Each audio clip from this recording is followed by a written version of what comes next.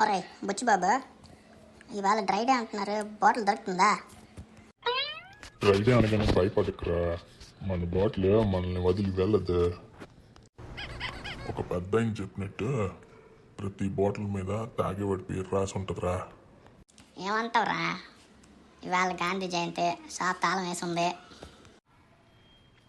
గాంధీ గారు గొప్పవారురా, కానీ ఆయనకు తెలుసు మనం తాగకపోతే ఆర్థిక వ్యవస్థ వంకర తిరుగుతుందని.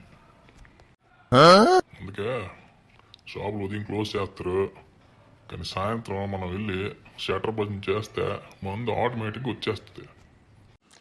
అదేలరా, మందు లేదంటే డ్రై డే అంటే మందు ఎలా వస్తుంది?